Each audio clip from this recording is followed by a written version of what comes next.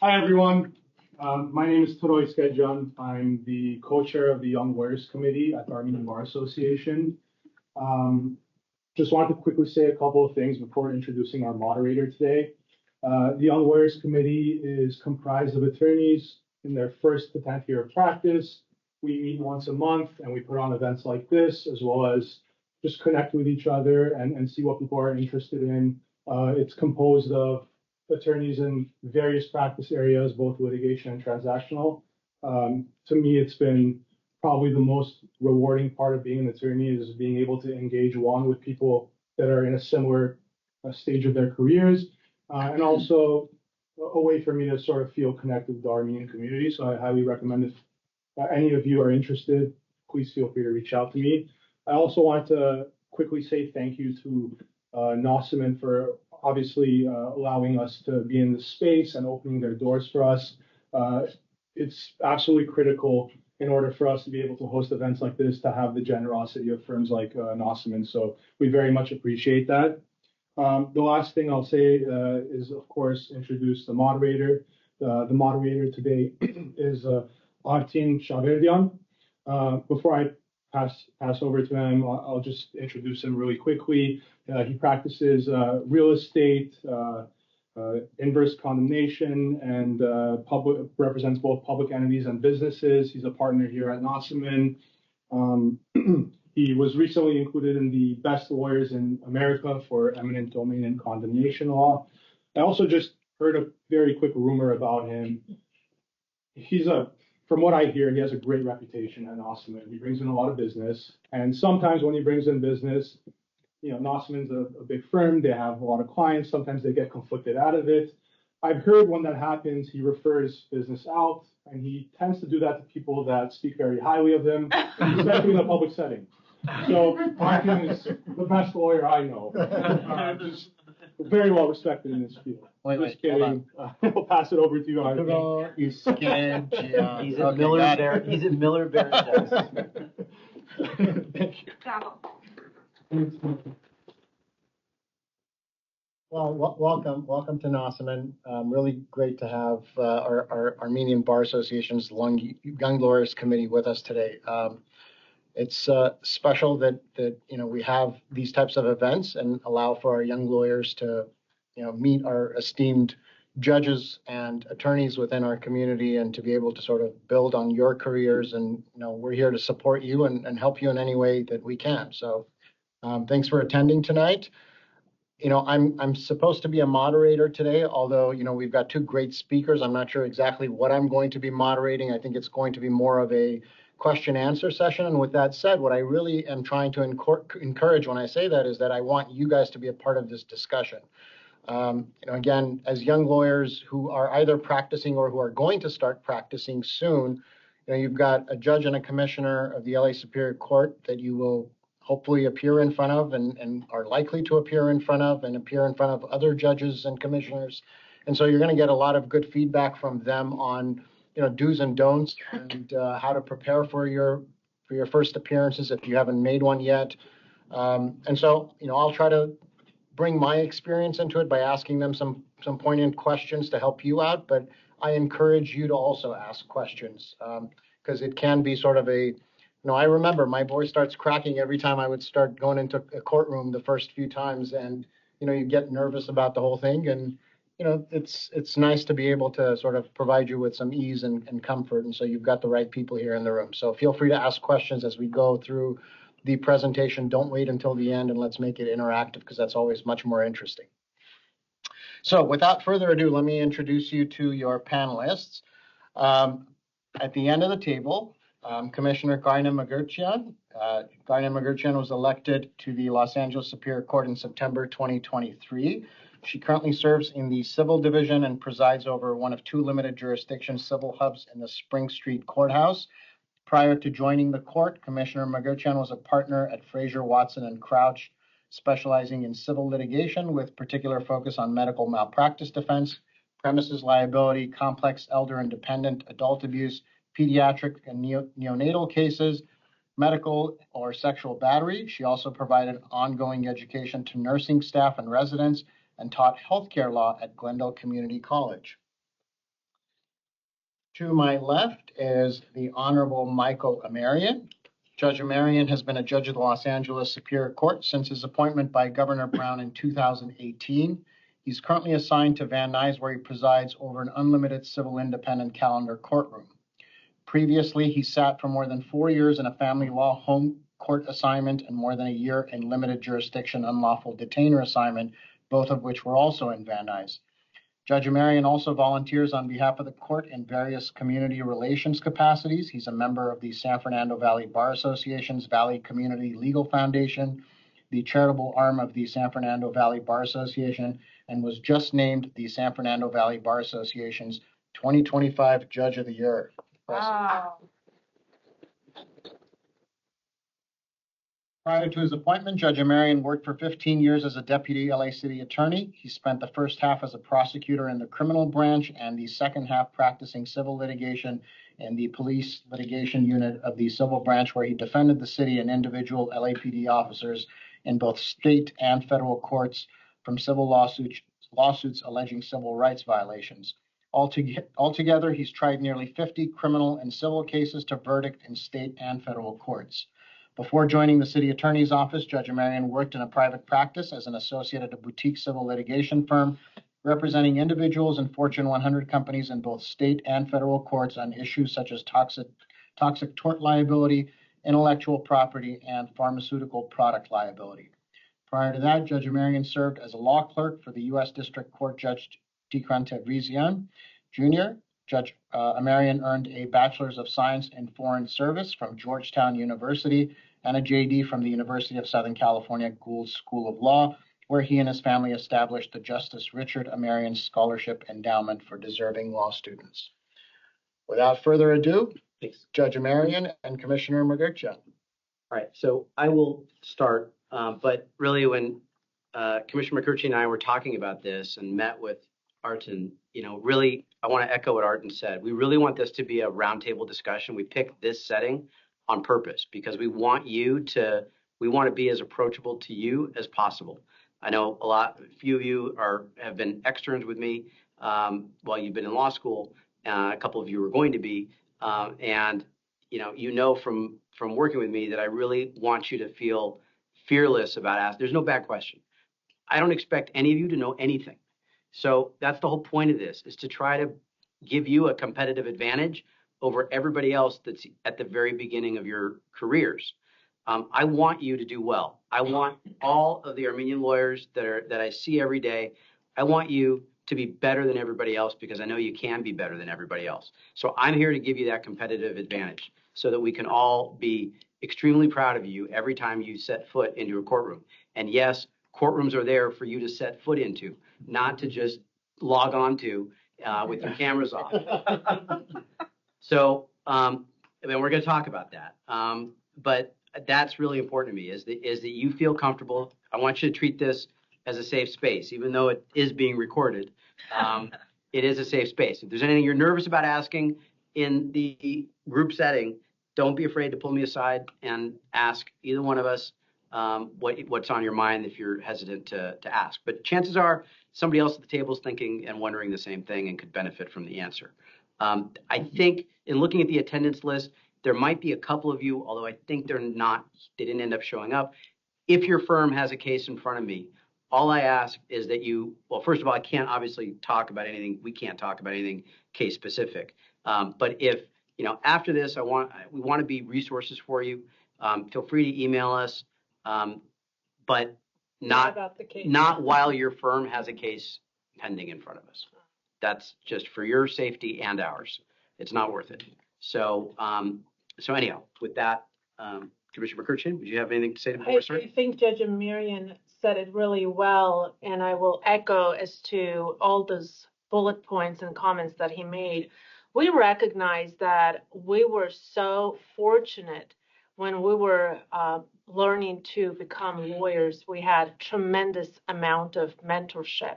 And over the years, because the work environment has changed and a lot of you potentially work from home and a lot of you potentially don't have your partners or bosses in the office, they're also potentially working from home, you may not have that valuable training and hands-on individual that you could pop into their office and ask a question. The way we learned, and the way I can say, I'll speak on my behalf here, I learned because I was in the office. I learned because I had exceptional mentors and I could ask them questions, and I would ask questions all the time. So the value of that in-person dialogue that you get with your mentors is diminished over the years, potentially more so after COVID. So with that in mind, we would like, the goal of today is we want you to shine. We want to see all of you come to court and be exceptionally well prepared and make us proud. And the purpose of today is, what can we give you to teach you, to mentor you, and answer any questions that you might have that will distinguish you from others who appear before us. And believe it, in 10 years, 20 years from now, you will have made your reputation. What you do today will count for tomorrow and years from now. So my first tip for you, remember, everyone will remember you from now onward. What you do and how you treat others and how you speak to your opposing counsel, your kindness, your respect, your professionalism, it will carry on for years and years to come. People will never forget how you treated them. They will never forget. They will not say, oh, for example, Ms. Mkrtchyan didn't know how to ask questions. It was her first deposition. No, they'll remember how I treated them. And you will need that reputation years from now, depending on what you do. So that's my first tip, and I'll pass it back to you. All right. So what we're going to do is first slide is a link to a PDF of this PowerPoint presentation that you can download and keep. By design, there are only going to be about 5 or 6 slides on this. We want you to, again, talk and listen, and want this to be as collaborative as possible. For the lawyers to get your credit, there does need to be a bare minimum coverage of rules and codes of civil procedure and things like that. So we've done that to check that box. But in the middle, it's in between the lines of the rules that we're going to be talking and teaching tonight. So, all right. Did everybody get what they need? All right. All right.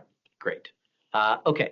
So the first step here is preparing for the conference. Now, the rules have a lot of guidance as to what really you should know before you step into the conference and the case management conference.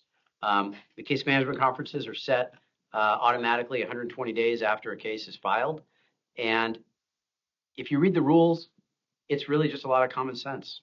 We just want to know what you've been doing on the case, what you plan to do on the case, if you've had any settlement talks. We're just trying to know when we need to set your next date and what you want that to be. Some judges immediately set a trial date. Some judges wait. You've got to know who you're in front of before you go. Hopefully, if you don't know that, hopefully you're not the first case they call, and you can listen and pay attention to what's going on ahead of you, and you get a sense of what kind of judge you're in front of. But you want to read the rules, and that'll guide you as to what you really should know. And here's the other thing. To me, when you're a young lawyer starting out, and you get sent on these appearances, and we all get sent, all these partners think that all they have to do is just delegate these appearances to you, and that you'll figure it out. That's not fair to you. Nothing bothers me more than when I have young lawyers who don't know anything about the case, and I'm asking basic questions about what is going on in the case. All you have to do is look at the docket, figure out what's been done, look at the last minute order to see what the judge wanted you to do before the next appearance, and hopefully you're not the night before the appearance and they wanted you to file something a week ago, because look, I've got 1,200 cases on my docket now. Every day I've got 15 to 20 of them set to go. I need to move quickly, and I expect things to get filed on time so that when I'm preparing for a case a day or two beforehand, what I need is already waiting for me. I can't tell you how many times I pull up a file, my notes say one party didn't file their case management statement. And I only looked at the case like 2 days before. And then I pull up the docket, sure enough, it was there, and I look at when it was filed, and it was filed at 8:25 the morning of the hearing. What on earth is that? I'd almost rather you don't file something. I mean, seriously, it's just, it makes you look bad. It makes you look unprepared. So I know sometimes it's unavoidable because the partner that really was responsible didn't do right by you and just handed it to you at the last second. I get that. But at the same time, you can still hustle and learn. And every time you read a docket, you learn something new. And read and see what's happened, the lifespan of the case, what the ebb and flow of the case is. If you have a chance to talk to opposing counsel beforehand, maybe the two of you can team up and essentially present make one of you, whoever gets called on first, can make a joint presentation for the sake of both of you and make you both look good. And then your colleague is going to be grateful for what you did. And you just set a tone for professionalism that we as judges want you all to aspire to. And your colleague, that sort of professionalism will pay dividends, not just in that case, but in other cases you have with each other.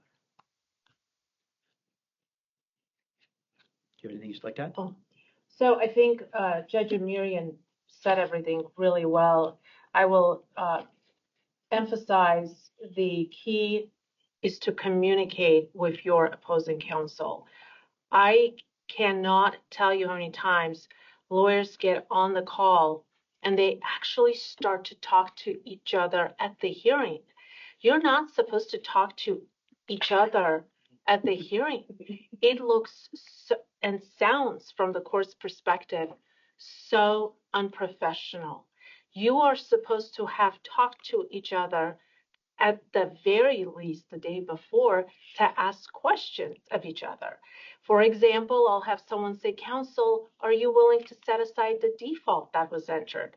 You should have called the day before. You should have sent an email. So communication is key, and it's music to our ears when we hear counsel and I spoke to each other and we have agreed upon A, B, and C, and that feels so good internally to hear that. So please, when you get a new file, does not matter if you're on the plaintiff side, on the defense side. The first thing I did when I was a lawyer, I would call my opposing counsel. The key is to develop that rapport. Be friendly from the very beginning. And when you develop that relationship early on, and when you need that extension, when the time has come for that, you can send an email and ask them for an extension, and they'll give it to you. And same applies to them. So build that rapport well before the initial conference, because by then you can answer a lot of the questions, and you're not going to have a situation where your judicial officer is frustrated because of your lack of communication.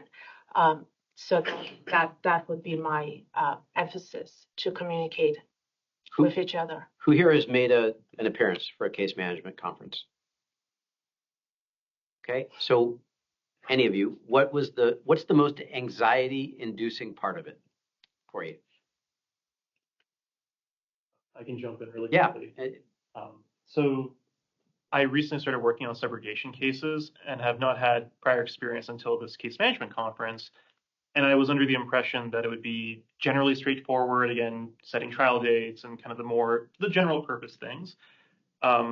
This morning, and I did my preparation, went through the file and everything to be prepared for it, but was asked for, I think, something very specific to the practice that was like a term of art or things that I had never touched before. And so, I kept my cool, definitely said, didn't want to make anything up. So I said, if it's okay, I can check with my partner, and came back for a second call. I spoke with my partner in the meantime, got the answer that I was looking for, and then learned what to keep in mind for the next one. But just in that moment, you don't want to waste the court's time. You don't want to look bad. So how did the judge react to that approach? Professional. Yeah. There was no dressing down, nothing like that. Right. But you can definitely tell that, obviously she had a lot on her docket. I understand that very well. So I didn't want to be one more Right. stressor on top of that. Right. But no, it was overall very well handled. Okay. Alexa? Checking in. It was my first appearance, and I didn't know how to check in, and I didn't have my cards, and the partners didn't tell me, and I showed up, and he was like, "Okay, where are your business cards?" I said, "Gary, I don't have them," and so I had to take his card and write it in. Yeah. And a couple days later, I attended a seminar with a judge that I was in front of, who said, "You'd be surprised how many attorneys just don't know how to check in." Right. And I was one of them. But now I know, so it's good. Okay. But And once you got past that, what was there any other part of it that is stress inducing?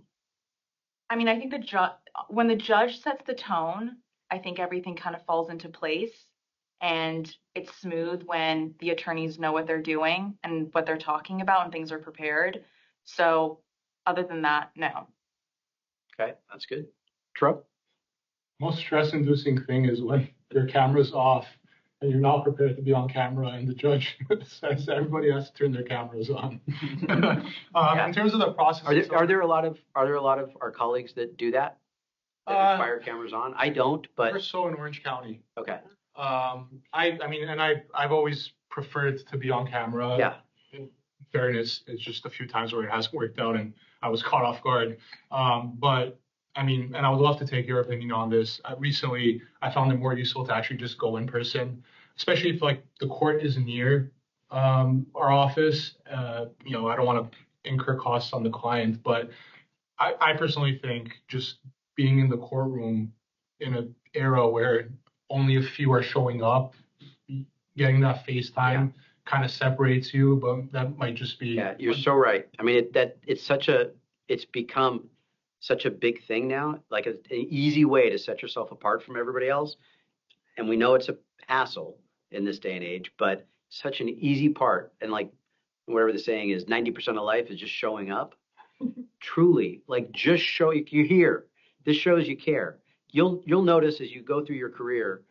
I didn't realize it until I became a judge and started attending stuff like this, that the attorneys that generally go to things like this are the ones that don't need to go to things like this. So it shows that you care enough about your reputation, your skill set, that you're going to work on a Thursday evening to find some nugget that you can apply in the future. And that's fantastic. I wish more of you took that approach. But those of you that are here, you're that far ahead of the game because you've just inched ahead in the race here by doing this. But accordingly, that is, as you said, showing up in court. Also, if you're going to be remote, dress like you would for court. Look professionally. Have a background that maybe makes an impression. I had a woman today who now I know what her kitchen looks like. Okay, but I've had other people. Another woman has a background. She's as a hobby, she flies, and her background is this huge, probably like 12 by 3 foot photo of a World War II era fighter bomber that looks like it's about to come through the screen, like and buzz us. Okay, I remember her, right? How many generic backgrounds have you seen? How many virtual backgrounds have you seen that just blurs out the messy room behind you? Okay. Another guy has a background that I swore was not real. I didn't believe him when he said it was real because it looks like something out of Hogwarts. Truly, it's like this magnificent library in his home. Now, not all of us can have magnificent libraries like that. I was really jealous. I'm not even craving having a good library. But I saw that and I kind of wished I did. But I look forward to him. I remember him now. I look forward to him every time I have him on an appearance because, hey, I get to go to Hogwarts. I was at a conference with another colleague of ours, and two wonderful lawyers approached him and said, "Hello, how are you?" And he felt uncomfortable, and I could tell he's a little uncomfortable because the way they approached him, they knew who he was because he's the judge and he's been on camera, and obviously they recognize him. And then he came back to me and he said, "Karine, I don't recognize them. I don't know who they are." And we talked about the fact that you might think we know who you are, but if you do not get on that camera, we're not going to recognize you when we go to public places. We're just not going to know. There's so many people who appear before us. We have hundreds of people that appear before us probably every week. A lot of people come and go. And so if you want to be remembered, if you want to be known, you have to truly turn on that camera. I personally do not expect attorneys to travel to downtown LA, find parking. I recognize it's an inconvenience, and go through Spring Street Courthouse security for a case management conference or for a status hearing. I'm very much understanding of the fact that that may be a little bit of too much to ask. But for a motion for summary judgment or an important hearing, and I cannot tell you how many times lawyers think that the trial date is a status hearing date. A trial date is not a status hearing date. It's a date you get up, get ready, get dressed, put on the best suit you've got in your closet, prepared with your trial documents, and you show up to court and say, I'm ready to go. And so I've seen things that you probably have too, Judge Amerian. Do not do that. Appear in court on those key dates prepared. And we'll talk probably a little bit more about that in just a little bit. Okay, so last point on this slide, I only picked the highlights from Rule 3.724 on what to meet and confer about. I think there are more, but these are really the biggies to keep in mind. This is kind of a Cliff Notes version approach to this. Can I just jump in real quick? Just as somebody who practices and I'm in court, it used to be probably 5 days a week, and now it's, fortunately I've got others that also attend, and so now I'm attending maybe twice a week or so. But we talked about, or Judge Mkrtchyan talked about substantive motions for summary judgment, and you certainly want to be in the courtroom for those types of hearings. But one of the things I've learned over the year is case management conferences, your first appearance in front of the judge, to me, is just as important as that substantive motion for summary judgment that you want to be in front of the court. Because it is the first opportunity I get to interact with that judge and to really educate the judge about my case. And I say that because I'm not in the PI world, right? So Judge Amerian knows PI, he knows lemon law, and same with Judge Mkrtchyan or Commissioner Mkrtchyan. But if you're not practicing in sort of these practice areas where judges see so many cases throughout the day and they already know how these things go, in my area of expertise, I want to be in front of the judge to educate this judge, because when was the last time you had a condemnation case, for instance, in front of you? Never. Never. That's not uncommon when you're practicing in a niche area. And I guarantee you at some point in your career, you're going to have these types of cases. And whether you do or not, it really doesn't matter, even if it is a PI case. Every PI case is different. Use that opportunity to go into the courthouse. Look, after all these years of spending all this money on becoming a lawyer, it actually feels good to hold that briefcase and walk down the hallway and feel like a lawyer, right? I mean, that's what you went to school for. Walk down that hall, walk into that courtroom, check in, stand behind the podium or the desk and address the judge. And it's a great feeling. It gets you familiarity with the courtroom and the judge, and you get to explain what your case is all about, because it does really set the tone for the next 2 or 3 years that you're going to be making appearances in front of that same judge. And that judge now knows what it is that you are trying to accomplish with the case that you have. And the point you made about talking with your opposing counsel, it is vital. I mean, I don't go to a case management conference without making that phone call a couple days before. I want to make sure we're on the same page, because if you are, it makes that appearance so much more smoother.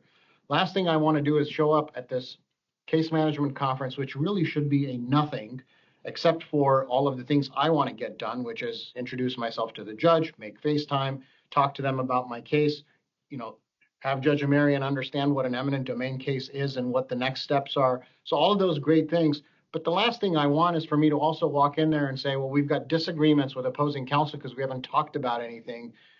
We don't know what our schedule is going to look like. We don't know what our discovery is going to look like. It just doesn't look good, and you're not making a good first impression. So I'm all for appearing in court in person, even at case management conferences. Now, a follow-up status hearing, fine, I can understand. But I don't know, I've got a habit. I fly to San Jose and San Francisco and Sacramento all the time, and I make my appearances in person just because I think they're worth it. That's great. So the one thing I actually learned in preparing these slides from the last one, I didn't even know that the meeting and conferring was supposed to be done at least 30 days before the case management conference.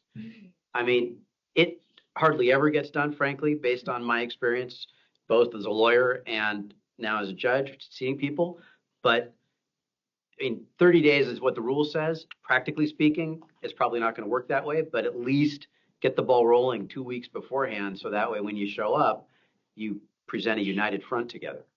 Well, we do check the box that says we've met and conferred. Right. 15 days before Yeah, right. you have to file your CMC statement, we always check the box. We've met and conferred. So right. You should have done it by then. Right. I never even pay attention to that box because I don't trust. Whether it's been checked or not, I don't trust it.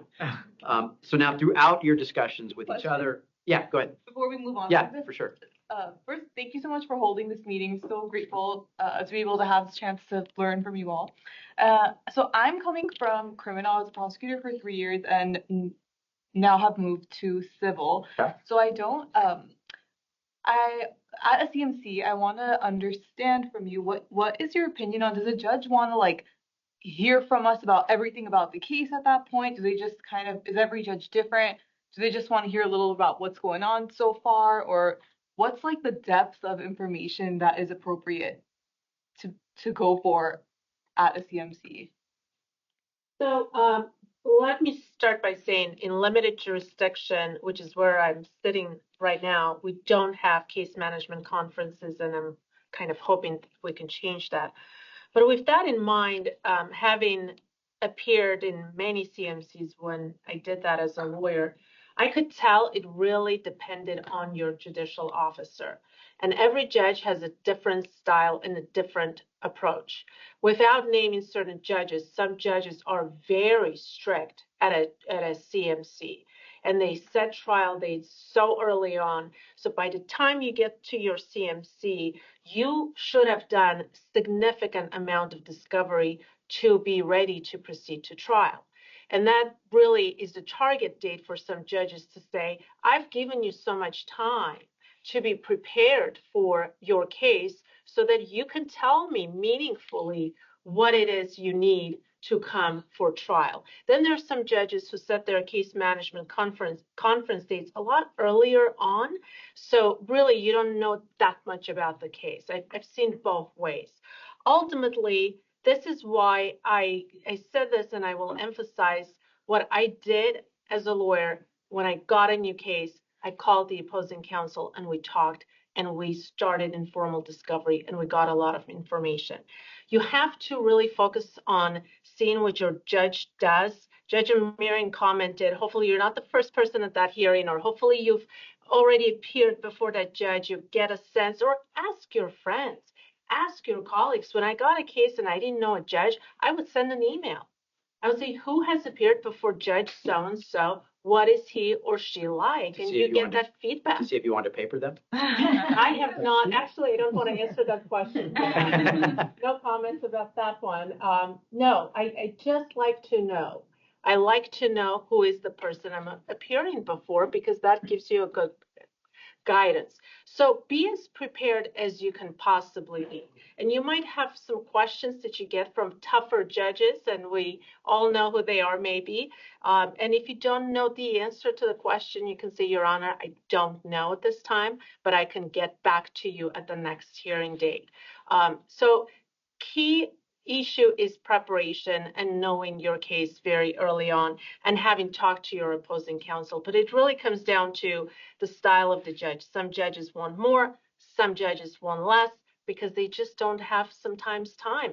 I have 4,600 cases in my docket. And so for that reason, we don't have a CMC, because how do you hold CMCs on 4,600 cases? That's probably not feasible. So I hope that answers your question. But it varies, and just investigate who your judge is and what they want at the hearing. What kind of civil litigation do you practice? Well, we're both at Kutchuk, PG, Oh, okay. McCarthy, so we're doing mass torts and that style of impact litigation. Complex litigation. Got it. Okay. So yeah, I mean, it is very judge specific. I think Alexa had a really good comment about coming into court. Like you get the vibe of every judge, and it's different. Okay. I aim to set a formal but friendly atmosphere. Okay. So I have good days and bad days like everybody else, but I try to be friendly. I try to be nice. It doesn't cost me anything to be nice. But all I ask is that you at least be prepared. Because I spend the time to read your file. I spend the time to read what you submit, if you submit something. So it is troubling to me when I spend more time on your file than you do, because I would expect you to care more about your file than me, but that's not always the way it goes. So yeah, know your judge as best you can. I mean, you're at a place that you got a lot of experienced lawyers who have a lot that they can share with you. So just be sponges. Earlier in your careers, just be sponges. Try to soak up as much as you can. And like we were talking with Artin when I got here, and all of my friends that are partners at their various firms, you will set yourself apart by just showing up to the office. And you'll be amazed at how much you learn just by being around the more experienced lawyers in your firm. Believe me, they want to share their experience with you. They're lonely. So go, keep them company. Go out to lunch with them if you can. Don't just go hide in your office or work from home and don't come in. This is a social, litigation is a social profession. It'll make you better trial attorneys when you have to give a closing argument to a jury because you're used to interacting with people. So take advantage of the opportunities to do that. Which raises a good point because we were speaking with Artin earlier about the number of lawyers who actually come into work. Yeah.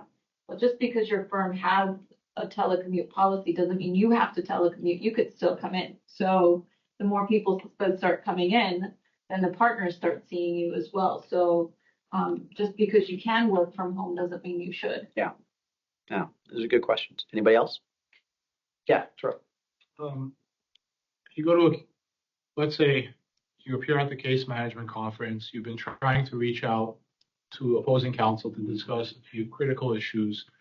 They're not answering your emails, and you're somewhat unprepared to discuss issues in front of the judge. There's two things weighing on me at that moment. Do I tell the judge, hey, I'm dealing with someone that's kind of unresponsive. That's why we haven't dealt with these issues. Mm-hmm. Or do I appear unprepared in front of the judge? I think both have issues with them. Right. I don't want to throw someone else under the bus and come off too adversarial, and the judge doesn't like that. Or I don't want to come off unprepared myself. So do you have any recommendations when you're in that situation? So to me, it kind of comes down to the tone and how you frame it. You can be a jerk about it and say, well, I've called them 5 times in the last week and I can't seem to get anybody to call me back. Okay. Or you can frame it more politely and say, I've tried to reach out to counsel before today so that we could talk about the case and maybe move it along for you. But I've had some frustrating efforts, and I'm hoping we can do better in the future.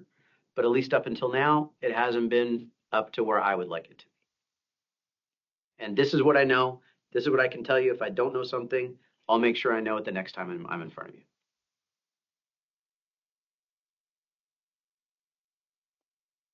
And I think that's a good segue into civility. One of the things that we do remember about lawyers is if the civility is lacking. And so the rule that I had as a lawyer was don't be triggered, don't react, and take the higher road. Litigation is a very stressful job. Everyone knows it. Judges know it. We've been doing it for many years before we joined the bench. And we recognize that there are trigger points day to day, and it can really affect mental health. especially post-COVID, there's also some degree of isolation. And so with that in mind, don't let anyone trigger you. And one of the things that I find so noble by a lawyer who appears before me is if the opposing counsel is having a bad day, or if opposing counsel hasn't done things right, or if the opposing counsel has, for example, filed things late, or if they need a continuance, they say, Your Honor, I understand he's having a bad time, and I'm okay with it. Say it's a continuance, and you just remember that professionalism. So when you are professional to your opponent, it goes a long way. So it's not about that one-day decision making. It's about a long-term decision making, because that judicial officer will remember how professional you were to that opposing counsel, and that will come back and help you one day. And I've seen that in several situations where, you know what, that professionalism by a lawyer who was kind to the other side, even though they could have said, look, I'm here, I'm ready, I am going to go forward with trial, give me a dismissal. They did not do that. They said, Your Honor, it's okay. He's having a bad time. So I would say if your opposing counsel is not responding to emails, you can tactfully bring it to the court's attention, but make sure you do it in a very understanding, kind, and professional way. And always take the higher road. Don't be triggered. If someone is rude to you, disrespectful to you, you do not need to respond in same fashion.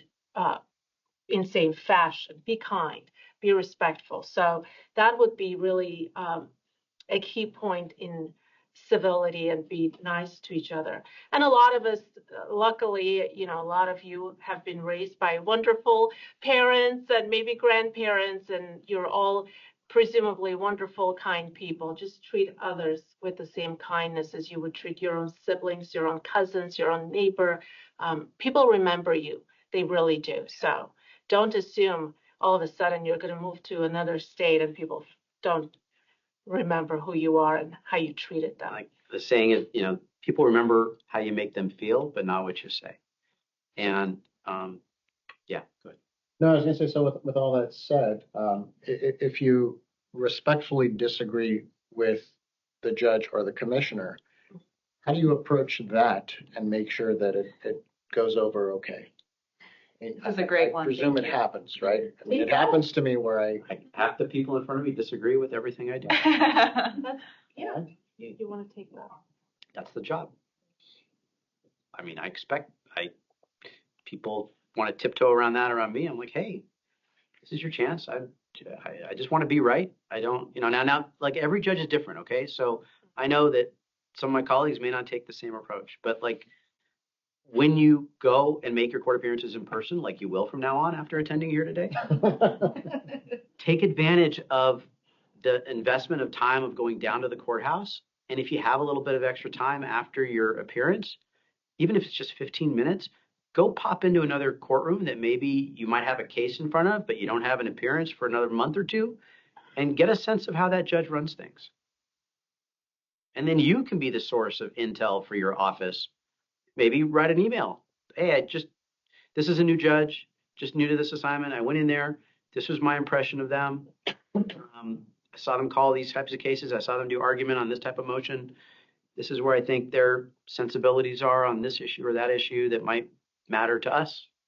And you've just become an intelligence agent for your firm. So I don't know. And on that point of how do you approach a judicial officer if you disagree with their tentative ruling or their viewpoint, we make mistakes. We don't know everything, and I don't make mistakes. I've never been. I've only been reversed once on in 7 years. I'm really proud of the fact I've only been reversed once, and it was on a ticky-tack clerical thing that I overlooked. I'm really pissed at myself. But anyway, that's neither here nor there. But we make. I'll speak on my behalf. No, I've made mistakes. No, I'm just kidding. I've actually I've had motions for reconsideration. Sorry to talk. That's okay. No. So I've had motions for reconsideration that have basically told me, hey, idiot, you got this wrong. And it was an issue, like Artin was saying, I truly didn't understand the first time around. And it took me 2 cracks at it before I was like, oh, that's what they were trying to tell me the whole time. Okay, so, all right, let me just fix it. I'd rather, like, give me a chance to get it right. I just want to get it right. I don't need to be right. I want to get it right. There's a difference. We want to get it right. And so we understand that there are times that we might not see the law the way you see it, and realize we can get so tired because we're going in hearings. It's hearing after hearing after hearing, motion after motion. It's a lot of work. And so at times it might be we just didn't see it the right way. And I really expect if I didn't see it the right way, you're going to tell me I got it wrong so I can look at it again. I'm one of those judicial officers. If you tell me I got something wrong, tell me, I will look at it again, and I do. If I take it under submission, that means I'm reviewing it all over again, going back to the whiteboard.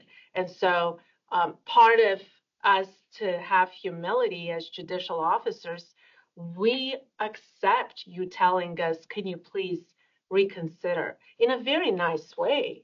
Lawyers can come forward and say, Your Honor, I would ask that you please reconsider for the following reasons. If I may ask the court to please take a look at it again. Okay. And so if you approach it in a respectful way and talk to the court, as I'm sure you do, respectfully and professionally, I can't imagine that a reasonable judicial officer is going to react inappropriately. Most of our colleagues will accept that the way that they should. So Yeah. you can bring it to the court's attention. We're human. We're human. We go sometimes 100 miles an hour, not sometimes, all the time. We're very busy. We work very hard. But one of the things people don't know is we work very, very hard. And maybe when that motion hit my attention, maybe my mind was still on the previous motion. It's okay. We're human. We might make a mistake. Tell us, we'll fix it. I have taken my tentative rulings under submission at times, and I've changed my ruling because the lawyer said something to me, and I said, let me look up that case. Let me read it. And so I think it says a lot about any human being who can say, I made a mistake.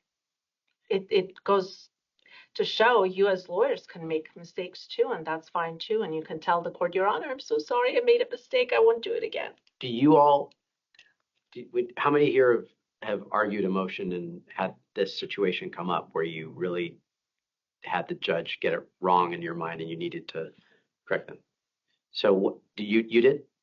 Well, I think this is probably it's in a little bit of a different world, but I once had a guy who had like 10, 12 prior DUIs. Like, I don't even know how a human being has that much time to get that many DUIs. And the judge just was totally okay with him being released out, like on OR, out in the world. So he released him, and I was really mad. Like, what is going on? Like, how can somebody who has 10 DUIs, I couldn't understand how it was reasonable for someone to be let out with that kind of history. And obviously somebody who's going to be a danger to the public, as soon as they get out, they're going to go get another beer. Anyway, so I still get mad thinking about it now. But how about in the civil context? Because the criminal justice world is a totally different world. Yeah. So anyway, I don't know. I remember that because I really tried to make my point to the judge, and he was like, "No, I don't care. He's out. Bye." Right. And so it's tough to be in those situations. It's so the last couple governors, their appointment secretaries have made a point of saying that they have basically a no jerks allowed policy. So I didn't realize until I went through the process how much they emphasize demeanor and personality and style, because they want people who are going to be nice to the public. They're trying to get rid of the days when you have judges that are like out of old movies that just knock everybody's heads off. So like when I was first year, I externed for Judge Shaverdian, And he made a point of telling us to go watch all the other federal judges. And that was not a nice group of people to go watch. I saw one judge have a lawyer had 2 cases in front of him, and he had a relatively easy name to pronounce. But this older judge, who was mean to everybody, pronounced, let's just say Smith, he pronounced it Smythe. He was like, well, Mr. Smythe, and the guy had 2 cases in front of him. So when he announced his appearance for the second case, instead of pronouncing his name, hi, I'm Andrew Smith Andrew Smith for, company ABC, he announced his name as Andrew Smythe for company ABC because he just didn't want to piss off the judge and make the judge think he was correcting him for mispronouncing his name the whole time. And all the lawyers in the gallery knew exactly what he was doing. And you heard this like snicker throughout the whole gallery because like everyone was in fear of this guy. So I don't know. Getting to know my colleagues more casually now, I don't feel like we've got many of those types of personalities on the bench anymore. But you're the users, you're the consumers. So you tell me. I mean, you're half my age now. So I don't know what the perception is that all of you have. Would anybody like to share? Tro? I think it depends on the judge. I think overall my experiences have been good. There's been if I just look back, there's probably just been a few instances where it was evident that the judge was not in a good mood. And, usually coming back to how I approach a situation, if I disagree with a judge, I like to hear what's going on before my case is heard so that I can kind of steer my conversation in a way that the judge would prefer. So if I notice the judge is starting to get really impatient because some of the cases before they're just arguing the same things over and over again, and the judge has made it clear a few times, hey, like I need to get this moving, like don't repeat the same thing. I try not to do that, and I try to be as succinct as possible. Whereas if I feel like there's more room to play around, I might just say a little bit more. But yeah, I think overall my experiences have been pretty good. You had your hand up? Yeah, likewise, my experiences have been good, but still, it's hard to tell someone, especially a judge, I think you're wrong. Even if their demeanor is great, right? It's really hard to find a way to do that, and we struggled with that. I think the no jerk policy, in my limited experience, has been a success, but that I don't think that necessarily means it's, maybe it's easier, but it's still not easy to. I can imagine for a young lawyer, I can imagine it's hard to do that. Artin, what is your experience in telling judges we're wrong? Just a comment. I Yeah. think that the point is not to tell the judge that you are wrong, but maybe there is something that you didn't notice and maybe you can reconsider. Because I think it's like for human beings that you told everyone, it doesn't matter if it's a judge, lawyer, or anyone else, that you're wrong. It will trigger him or her, and he will not answer in a kind way.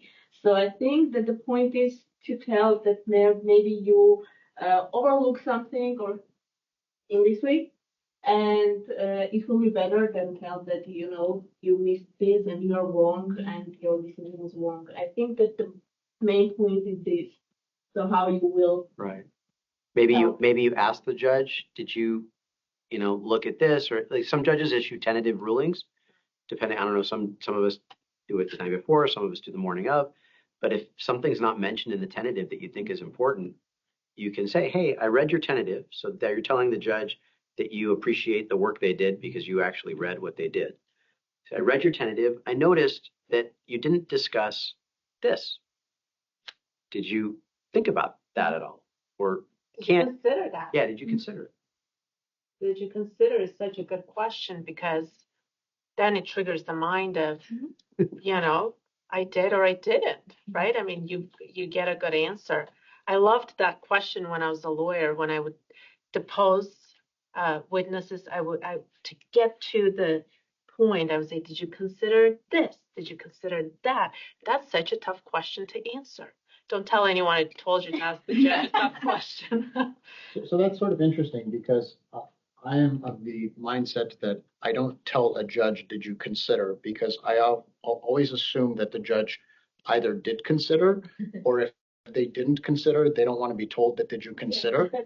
So I'm of the mindset that when I approach the judge, it's always sort of more like what you were saying, which is um, just trying to sort of explain it again to the judge without saying, did you consider? And always start with Your Honor, respectfully, if I may, something of that nature, and then go into that argument again or whatever it might be. But I tread very lightly and very carefully, and I think it's sort of helped over the years. I don't want the judge to think that I don't think that he or she has done his or her job, because I have to assume that they did, that they've read it. And if they misunderstood, I can try to explain it without saying, I think you misunderstood.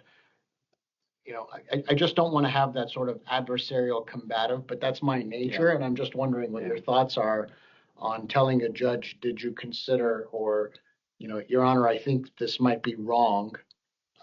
Those types of negative terms I try to stay away from, but I don't know.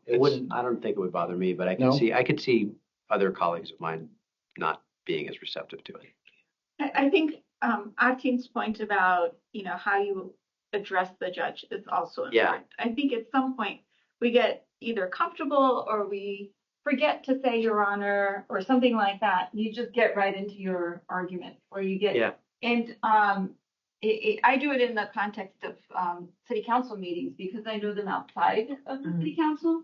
When I have to appear in front of them, I actually write out Madam Mayor or Honorable Guest so that I don't forget, and I continue to address them properly on camera so that you demonstrate that due respect that they are entitled. Yeah. Don't call us judge or commissioner in court. It's always Your Honor. And write it down so you remember, because then you kind of forget and you just keep. In the context of a courtroom, that's too casual. It's informal. It's not done. Well, and one other thing that I have found when I'm standing next to opposing counsel and they're arguing something, and it's facial expressions and body language. It's unbelievable how they may be saying one thing, but their body language and their facial expressions say something else. And I can see the judge sort of staring at them saying, this is just going down the wrong path. So, yeah. I think it's the tone. And Judge Amerian made that comment twice already. I think it's how you say something. It's how you frame your tone. And I know it's at times you can be stressful. When I would make arguments before the court when I was a younger lawyer, I would get nervous. That's normal. I mean, it took me a while not to be uncomfortable in public setting. And back in the day, when we would appear and we would make arguments, we had an audience of seasoned, experienced lawyers. You don't have that happening in a courtroom as much, right? Because everyone is watching and you're thinking, oh my God, this is like serious public speaking moment.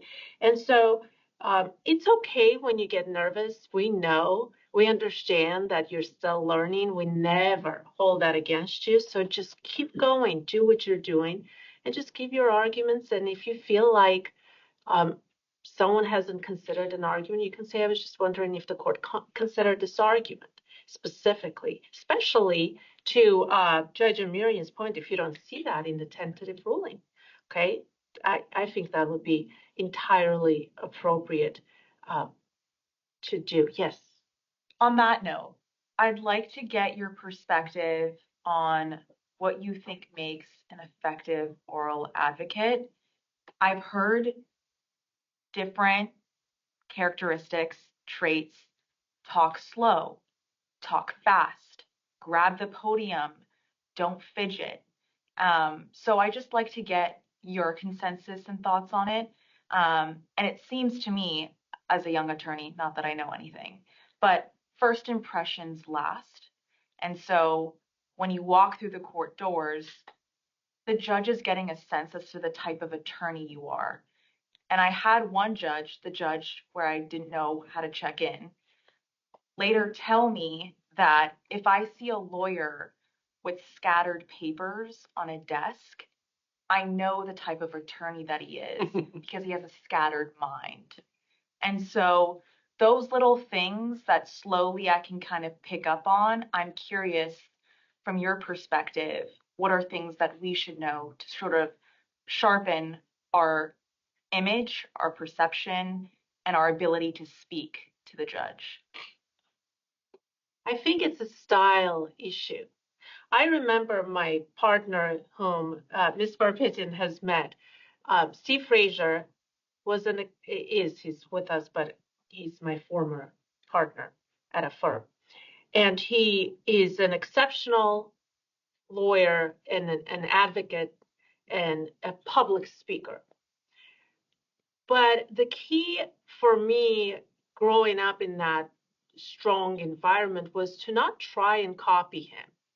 And he would always say, Karine, go with your style. Whenever I had to do something in court, or if I had a public speaking presentation, he would say, you need to follow your style. You have to be true to who you are. You have to be true to what you think works for you. And you're learning right now what works for you. You shouldn't do what you think works for Judge Amerian or for me, but you should find your own path of what suits you to be the excellent advocate that you can be, and you probably are. And it comes down to practice, practice, and practice. Before you have an important hearing, and I did not know that even experienced lawyers would do this. I had a colleague, and I won't say his name because maybe he doesn't want me to share this, but he would, before going to court to make an important oral argument in appellate court, for example, he would stand in front of a mirror and he would practice his oral argument. I couldn't believe that he spent 8 hours, and I found out because one day I was going over all the billables. And I said, wait a minute, what are you doing here? And he explained to me what he's doing, right? And so if that's something that works for you and you think the next day you're going to be so much more prepared and comfortable, do that. For me, I need to be prepared. Preparation for me helps me to do what I'm supposed to do. So if you're prepared and you go into that stressful moment, you've at least tried out several sentences to get started when you're the most nervous in the first 2 to 3 minutes, right? So practice the first 2 to 3 minutes of what you're going to say, and then hopefully the temperature will calm down and you will be more natural. So see what works for you by practicing, okay? Practice your own style. Yeah, I'm somebody who is most confident when I'm prepared. So it's when I'm not prepared that I, come apart. And so if you do have an appearance in front of me, you can tell when I've read the papers the night before and when I haven't because I've just been too busy. Luckily, that rarely happens, and I just try to fake it when I'm out there. But like to go to Karine's point, when I was going through the city attorney's training program, trial training program, and we had to do like 4 or 5. They gave us, mock trials to do. I have a modest bobblehead collection. I would put the bobbleheads on a shelf and treat them like jurors and practice my closing argument to the bobbleheads. I didn't tap them before so they were all nodding, but at least it gave me like eyes looking on me.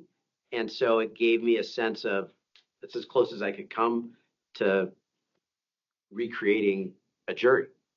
But for me, it's preparation and organization. I can tell, we can tell, you can tell when somebody has done their homework, right?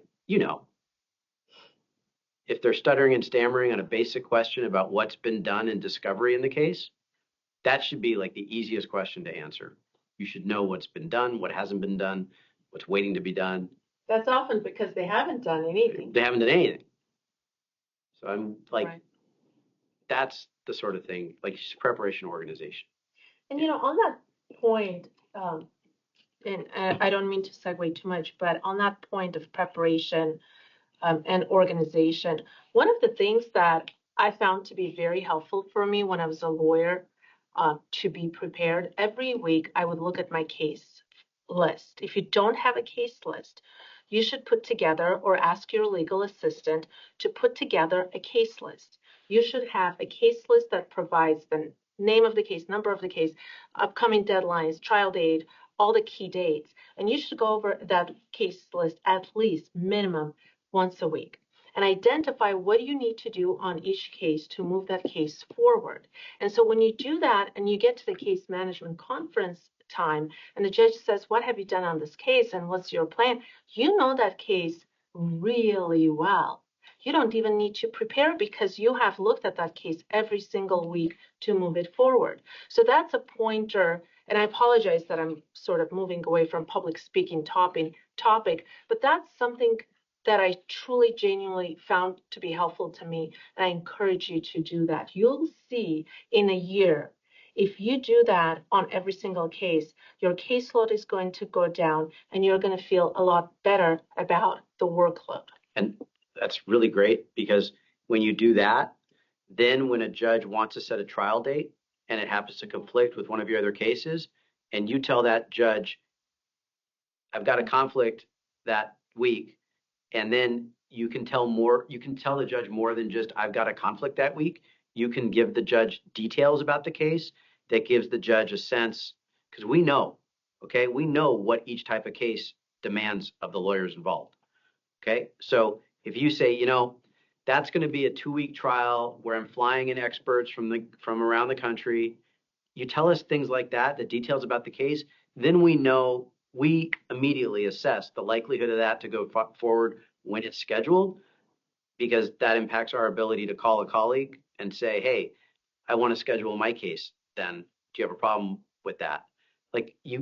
All of those little things are subtle clues to us about how prepared you are and how organized you are, not just in the case you're here in front of us on, but everything in your life. And that breeds confidence. And that confidence breeds trust that when you make an argument on a legal issue that maybe is a close call, like, okay, well, this person generally knows what they're doing when they're in front of me. Maybe I need to think twice about this. When you were a prosecutor, you had defense attorneys that you trusted more than others, right? You had defense attorneys that came to you and said, you got a problem on this case. I'm not going to tell you where it is, but you got a problem on this case. You need to figure it out. And you knew when those attorneys told you that you had a problem, as opposed to the attorneys that every single one of their clients were wrongfully arrested. Like one of my colleagues at the city attorney's office used to tell one attorney, he's like, it's a miracle. Of all the arrests the LAPD makes in this city, all of your clients happen to be the only ones that they make all their mistakes on. Right? So it's the same thing. When I have an attorney tell me that has a track record of being organized and having their act together, and then when we have that argument 3 appearances later, and there's a close call on something, how do you think I'm going to think about what you tell me? Right? Every chance of this, that's why building your brand. Every chance you have in front of a judge is a chance to build your brand. What do you want it to be? When I started as a judge, one of my mentors, Huey Cotton, is a judge in Van Nuys. That's what he told us. He's like, you've got to think about what you want your judicial brand to be. How do you want the members of the public, the lawyers, to see you? So I wish somebody had told me that when I was a new lawyer, which is why I wanted to do this with Commissioner Mkrtchyan. Because we want you to think about this now, so that way you can build your reputations from the start. Yeah. Yeah. Regarding building your brand and appearing in court, which is something that a lot of young attorneys will not have the opportunity to do for perhaps many years. I'd really love to hear your advice on what I think is a tension facing young attorneys, which is in perhaps choosing a career or a place to work. Some places are bigger, provide a lot of support and a lot of training, but you will be existing under a lot of layers of hierarchy. Right. Other places, there will be less hierarchy and you'll have a lot more opportunity, but you may dive into the deep end, you may make a mistake, whatever. I'd really love to hear your advice on whether you think one of those is better for young attorneys' development, more experience or more training with more support, or if not, I'd just love to hear you talk about it. So my experience, in my bio that Artin read, I spent a couple years right after my clerkship at a small boutique civil litigation firm. I went there because I thought I was going to get the sort of hands-on training at a smaller place that I felt like I needed. Part of the answer to your question depends on you knowing yourself. Are you a self-starter that's going to take it on yourself to learn these things? Come to as many bar events as you can to learn? Or do you require more structure and hand-holding? Okay. I knew back then, and probably a little bit now, I need more structure and hand-holding, okay, to get the most out of my skills before I get that level of confidence to then be able to build on it. So I went to that smaller firm thinking I was going to get that, and I didn't. I was miserable. I was strip-mined for billable hours. I read banker box after banker box of documents looking for the one smoking gun out of 1,000 or 10,000, and I was miserable. But I never got the training that I really needed until I went to the city attorney's office and got a structured approach that then gave me the tools to really learn. Like it gave me the skeleton of what I could put my own style on, pay attention to what other lawyers do, and learn from colleagues. Go to court and watch other lawyers. Find out if you can when there's going to be a closing argument. You go watch. And you can see, like those of you that have externed for me, I really like them to go watch other lawyers. You'll see that if these people can pass the bar, you can pass the bar too. Okay? And you'll see what things work for you that they do, or maybe some things that, hey, I could never pull that off in a courtroom. Right? So you got to know yourself really to know what the answer to that question is. So for me, going to the city attorney's office was the best thing for me because it gave me the tools that I needed to really blossom. And I wouldn't have if I had stayed in private practice at that firm. I think it's a good question, but I think it sort of has two prongs to that question. One, which is the environment in which you're working in and how conducive it is to provide young attorneys opportunities to do those things that you'd like to do, like make court appearances and take your depositions, et cetera. But it also comes with what Judge Amerian just said, which is the confidence that you portray to the partners that you're working with and how how much you've been sort of pushing to try to have those opportunities. And I don't want to put anyone on the spot, but I'm going to put Alina on the spot because Alina, as one of our associates, for the last couple of years had been talking about, I really want to get into start taking depositions. And We have opposing counsel here. that doesn't matter. But how many depositions have you now taken just in the last 90 days? I don't know. Probably like 90 depositions. Like you're in a deposition every day.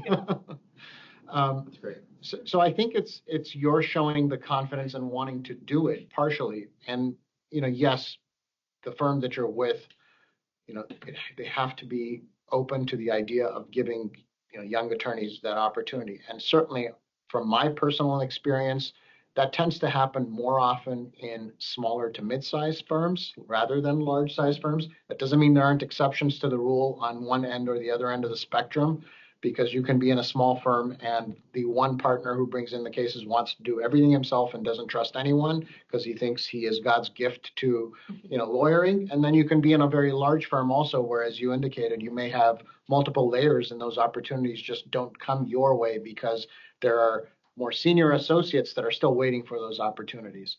But in a firm like ours, in a mid-sized firm where there aren't that many layers, it's usually one partner and an associate working together very closely on a case, or a couple associates and a couple partners if it's a little bit of a larger case.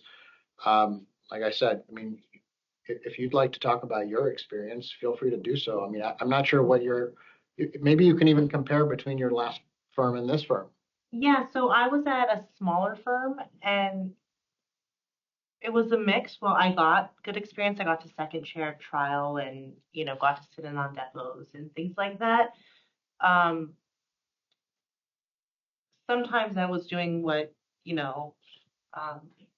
was mentioning, which is just, going through being milled for billable hours and going through documents forever and ever and ever. And it was just like very rarely where I would get those opportunities, but I would still get them a lot, especially as like a first or second year attorney. I don't think a lot of second year attorneys could say they got to second chair a trial. I mean, granted, it was like a very small bench trial, but still, and with an improper defendant, but I still got to do it. But I'm at Nossaman, and it's a mid-sized firm, but there's more, partners that I get to work with, and I think it depends on the firm you work for and the culture of the firm. But ever since I started here, you guys have always given me opportunities to, take court hearings, take depositions. If I want to do something, I'm, allowed to do it essentially if I ask, if I voice it. But I think it really depends on the person, because there are a lot of associates that I know that I work with who shy away from the opportunities, or when it presents itself, they kind of, they get nervous, and they say, no thanks, or maybe next time, or they don't ask. And so they don't necessarily get those opportunities. But if, you're vocal about what you want to do, I think you'll find a partner that will be willing to throw you in the fire. And on that point, because you read my mind, what I think happens a lot of times when you're growing as a professional, you have to come outside of your comfort zone. It's really that fear that keeps you away from saying, I can do this. So it's okay to push yourself a little bit and be uncomfortable and afraid and nervous. Because if you're not nervous, if you're not afraid, and if you're not uncomfortable, you're not going to grow. You have to push yourself to that next level to grow as an attorney. And so now I think, having spoken to so many people in the community, it's such a great market for lawyers of your years of experience. So many law firms are having a challenge to find candidates to hire. So if there's somewhere you want to work, the chances are it's going to be easier. I'm not saying it's going to be easy, but it's going to be easier than it was in 2008, for example, when I came out of law school and we were in recession.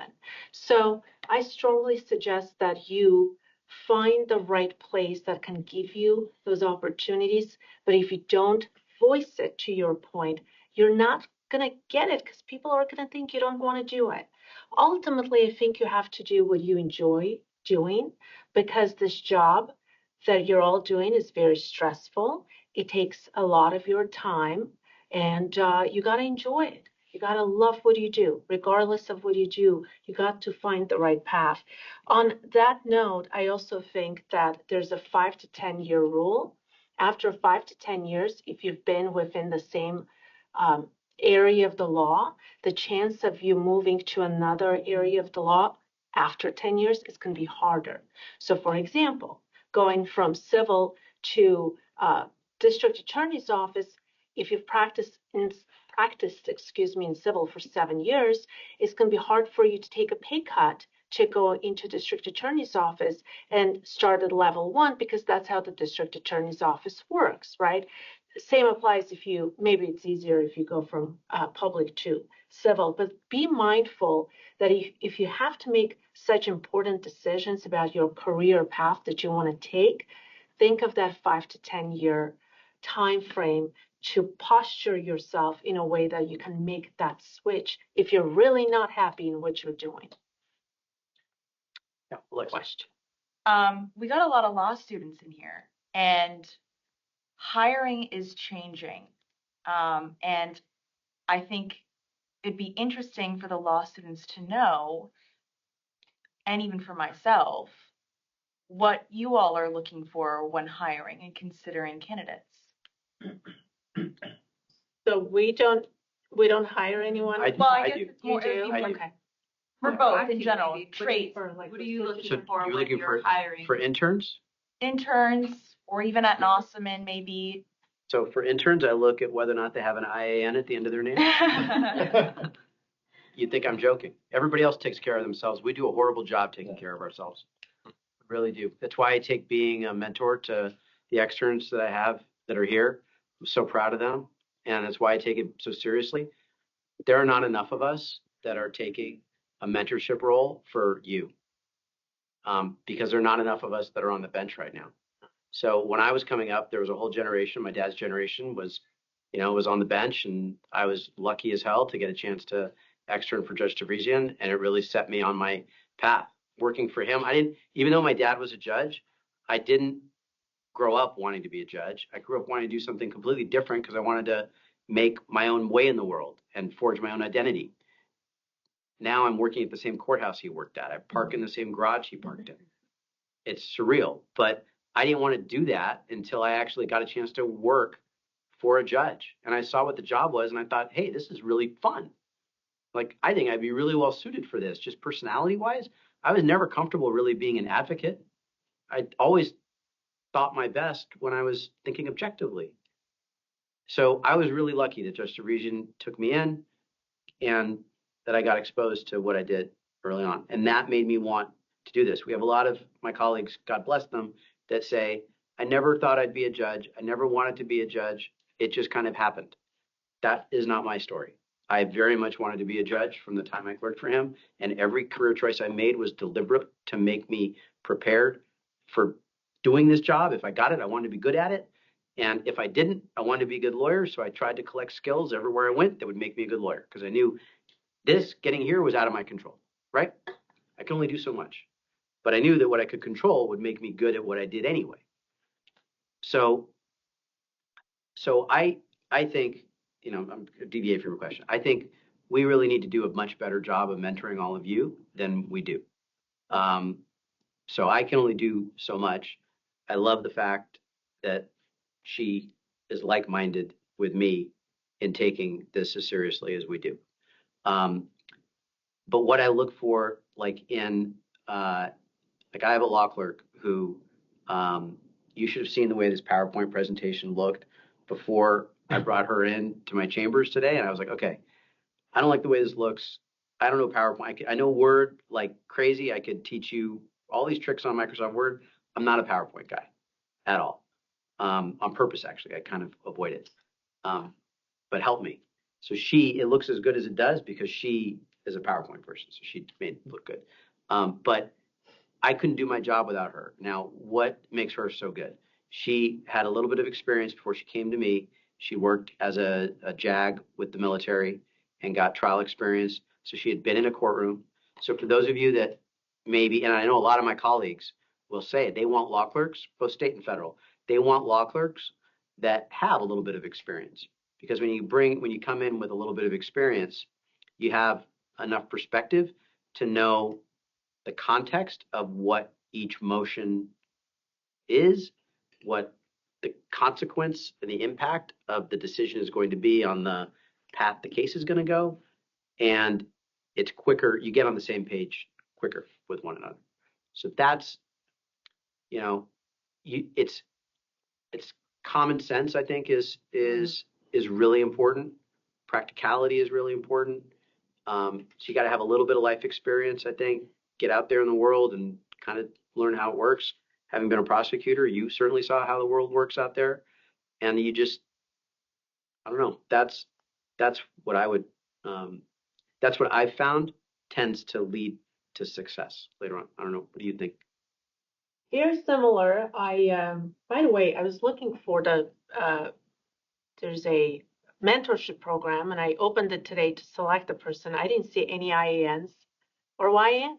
And so we need to talk about it to get the word out, because there's a mentorship program at Los Angeles Superior Court, and not one person on there had an IAN or YAN to that point. So I look at work ethic. That's important to me. I look at someone's writing skills and abilities. I look at someone's personality and willingness to be open-minded to learn. I have a law clerk that I've trained from day one. She started with the court.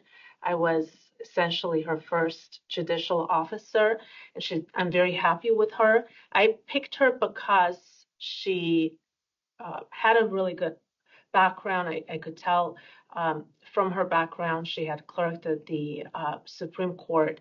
She is a great writer, but she also has such an open personality to learn. She comes to court 2 to 3 times a week just because she wants to spend time with me. And she'll knock on my door and say, Your Honor, can I come in and ask you questions on her own initiative? But I also tell her, absolutely come in, and I bring her in. So if you're someone who wants to learn and you knock on that door, you're going to receive that mentorship that you're looking for. So again, going back to the point of seek out help, seek out mentorship, ask questions. That's how you learn. One of the things that concerns me is that in our new world of AI and being behind a computer all the time, we are not as social as we should be. And so it's not anyone's fault. It's not your fault that you're not as social. It's just the society has changed that way. But in order to really grow and build your brand, if we stay with our theme of today's discussion, you want to knock on that door, ask questions. And let me tell you, people like Judge Amerian and myself and Artin, we will always be there to support you and help you and mentor you, because one day we're going to be, well, I'll speak on my behalf. One day I'll be 70 years old and I'll look back and say, oh my goodness, they're doing such wonderful things. And then we can look and pass by the courthouse and say, there's a YAN, there's an IAN. Okay? We want you to do well. There's this person in Daily Journal. Good Daily Journal article. Good stuff. I know that Artin wants to wrap it up because I think we started a little bit late and gone longer than we were anticipating. I do want to say just a couple of words to everyone here. This program happened because Judge Amerian reached out to me and said, Karine and I want to put this program on. They don't have to do that. They don't have to do that. And they did.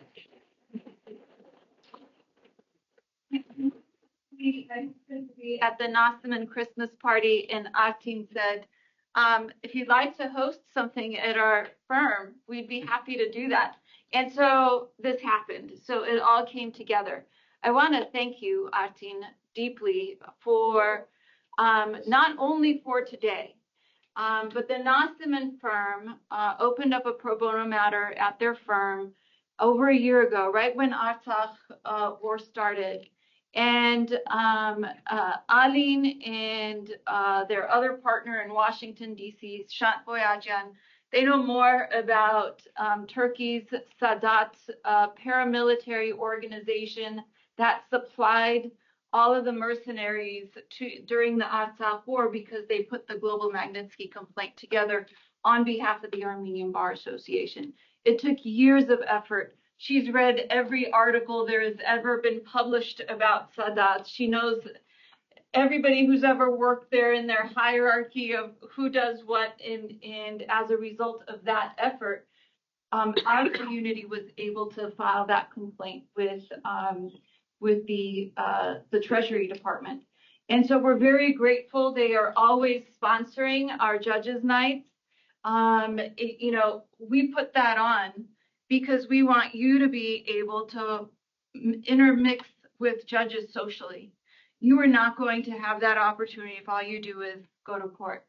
We put on this event because now you go, and you can't talk about the case, but you could go up to them.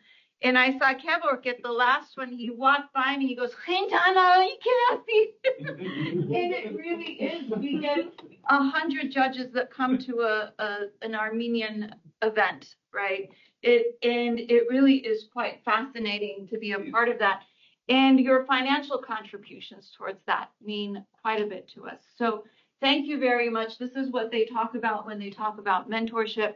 When you come to an Armenian bar event, and Nadek we met when he was still a student, an undergrad student in DC. He somehow decided there was a bunch of lawyers having a meeting at Howard University. He should go. He wasn't even in law school.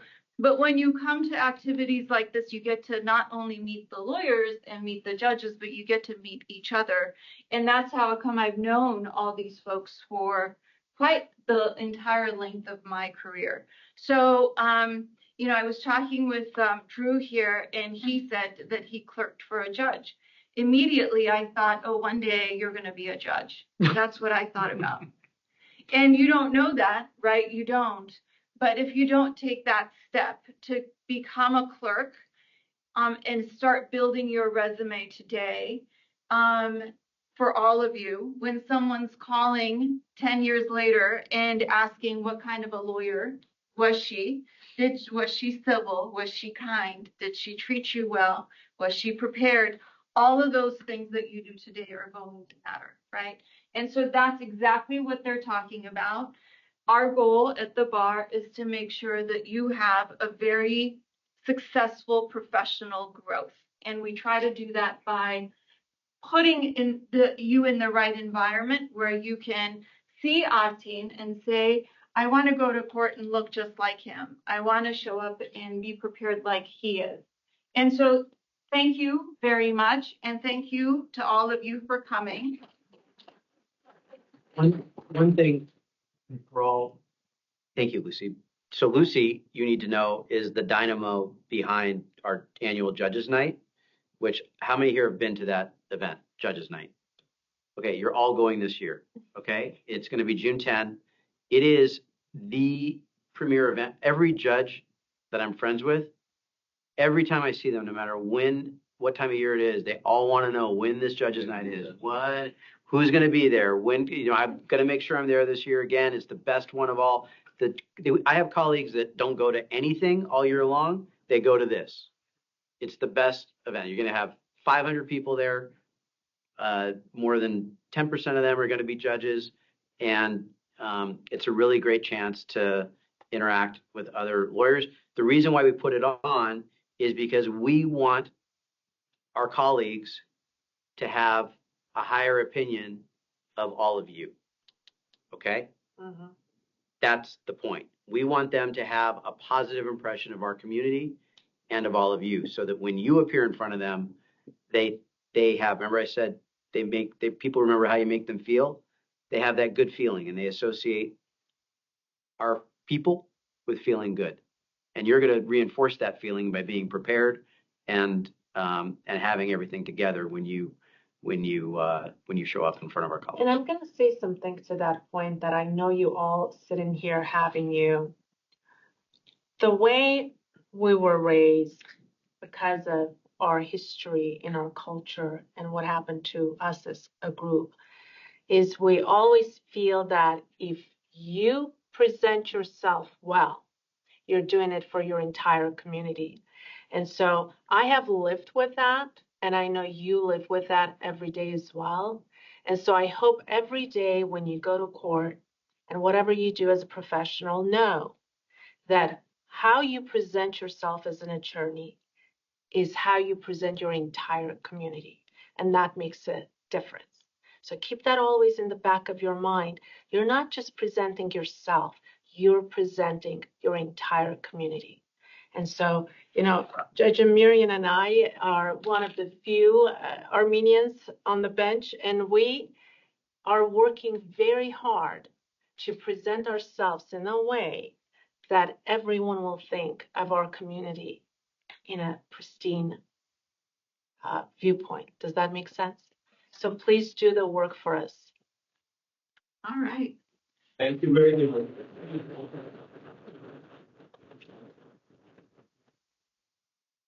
I mean, I want to be very respectful of everyone's time because you guys have been sitting here for quite a while, and so I don't want to take up more of your time. But again, I want to echo Judge Amerian's words and Commissioner Mkrtchyan's words.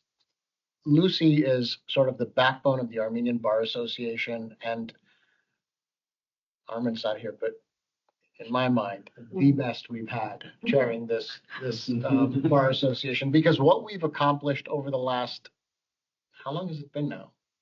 5, 6 years that you've been? Yeah. 3 years? Feels like It it feels like it's been because of how much we've accomplished. Like in the last 3 years. Gap year. Yeah. So anyway, thank you for all that you do. The Judges Night event is absolutely phenomenal. I go to a bunch of other events for various bar associations. One of them, probably the more prolific ones, is the Association of Business Trial Lawyers one, where they have all of the largest law firms sponsoring and putting together a judges event.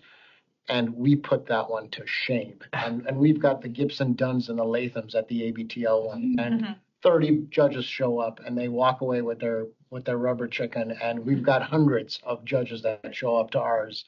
So if you haven't been, you really need to go. So congratulations to you for all that you do.